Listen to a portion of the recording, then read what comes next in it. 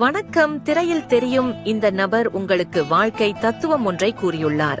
கடந்த காலத்தை நினைத்து கலங்கியதும் உண்டு, எதிர்காலத்தை நினைத்து கண்ணீர் விட்டதும் உண்டு, நிகழ்காலத்தை நினைத்து நொந்து போனவர்களும் உண்டு. காலம் அது கடந்து போய். வாழ்க்கையில் யாரை நினைத்தும் எதை நினைத்தும் கவலைப்படாதீர்கள். ஏனெனில் அடுத்த நொடி என்ன நடக்கும் என்று யாருக்கும் தெரியாது. ஒருவன் எவ்வளவு ஆடம்பரமாக வாழ்ந்தாலும் அவனை ஆகாயத்தில் புதைக்கப் போவதில்லை, மண்ணில் தான் புதைப்பார்கள். அவனை புழுக்கள் தான் தின்ன. மண்பானைட்ட ஒருத்தர் கேட்டாரு, நீ எப்படி இவ்ளோ சில்லுன்னு எப்பவும் உன்னால கூலா இருக்க முடியுது? மழை காலத்திலும் ஜில்லுன்னு இருக்க, வெயில் காலத்திலும் ஜில்லுன்னு இருக்க, எப்படி உன்னால அப்படின்னாரு. அதுக்கு மண்பானை சொல்லுச்சாம், என்னோட ஆரம்பமும் முடிவும். அழகை பார்த்து ஒருவரை நேசிக்காதே. அழகு காலங்கள் கடந்தால் மாறிவிடும். ஒரு நாள் கண்கள் காண முடியாதபடி மறைந்து போகும். ஆனால் அன்பை வைத்து ஒருவரை நேசித்துப்பார். அந்த அன்பு உன்னை எந்த சூழ்நிலையிலும் விட்டுவிடாது. வாழ்வின் எல்லை வரை சிந்தித்து பார். நீ இறந்து கிடந்தால் கூட உன் உடலை பார்க்க வருபவன் பக்கத்து தெருவில் இருந்து வரும் வரை சிரித்துக் கொண்டுதான் வருவான்.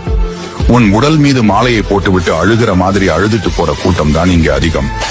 இதுக்காகவா உன் சந்தோஷத்தை விட்டுட்டு 4 பேர் என்ன சொல். வணக்கம். திரையில் தெரியும் இந்த நபர் உங்களுக்கு வாழ்க்கை அறிவுரை ஒன்றை கூறியுள்ளார். வாழ்க்கை உன்னை அழ வைப்பதற்கு 100 காரணங்கள் கொடுத்தால் என்னிடம் சிரிப்பதற்கு 1000 காரணங்கள் இருக்கிறது என்று காட்டுங்கள். நீங்கள் யாருக்கும் தாழ்ந்தவன். தோல்விகளை தவழும் போது ஏமாற்றம் என நினையாமல் மாற்றம் என நினையுங்கள். பாதிப்பு இருக்காது. உங்களுக்கும் மனதிற்கும் இதுவும் கடந்து போகும். ஒவ்வொரு நாளும் வெற்றி பயணத்தை தொடங்கிவிட்டேன் என்று முதலடி எடுத்து வை.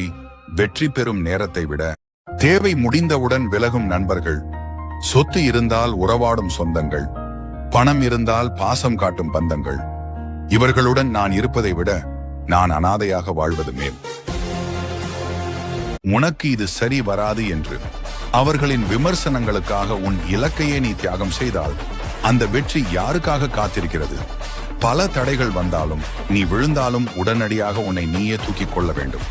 பெரிய வெற்றி என்பது ஒரே இரவில் உங்களால் ஒரு செயலை முடிக்க முடியாது என்று பிறர் கூறினால் அதை முடித்து காட்டிவிட்டு கர்வத்துடன் நிமிர்ந்து நில்லுங்கள்.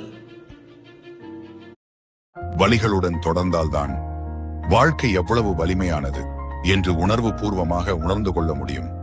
வலிகளை சிரித்துக் கொண்டே ஏற்றுக்கொள்.